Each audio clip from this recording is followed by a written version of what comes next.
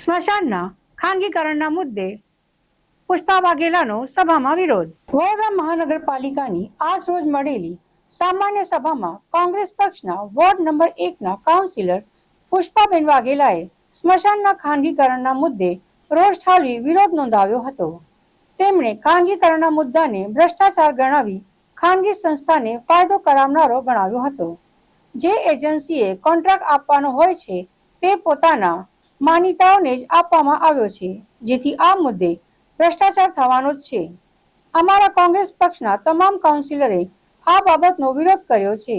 ત્યારે આજની સભામાં ભારતીય જનતા પાર્ટીના પણ કાઉન્સિલરોએ આ મુદ્દે નારાજગી દર્શાવી છે.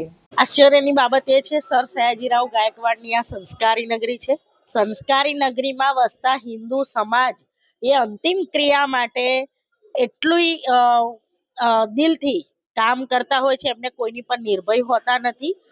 આ વડોદરા શહેરની એનજીઓ જે ટ્રસ્ટો, જે વર્ષો જૂના ટ્રસ્ટો છે, એ પણ સેવાભાવી કામ કરતા હતા, પરંતુ આમને એવું ન પસંદ પડતા એમણે તકલદી નિર્ણય કરીને વડોદરા શહેરના 31 સ્મશાનો જે સ્ટેન્ડિંગ કમિટી, સમગ્ર સભામાં પણ નહીં, સ્ટેન્ડિંગ કમિટીમાંથી બારોબાર મંજૂર કરીને આપી દીધા છે. એના બચાવ પક્ષે આજે પૂર્વ મેયરે ઉતર્યા અને ચેરમેન શ્રી પણ ઉતર્યા અને બીજા બધા એમના ભાજપના કાર્યકરો છે, એમણે એમના મોબાઈલથી એના સમર્થનમાં મેસેજો મૂક્યા છે. આ દુર્ભાગ્યપૂર્ણ કહેવાય. અને જો સ્ટેન્ડિંગ કમિટીની અંદર સભાસદો 12 હોય છે, 12 સભાસદોની રાય લેવામાં આવી હોત ને તો આજે આ સભાની અંદર સ્ટેન્ડિંગ કમિટીના સભ્ય અમારા સાથી કોર્પોરેટર પરાક્રમસિંહ બાપુએ સૌથી પહેલા ઊભા થઈને અમે પુનર્વિચાર કરવાની માંગ કરી.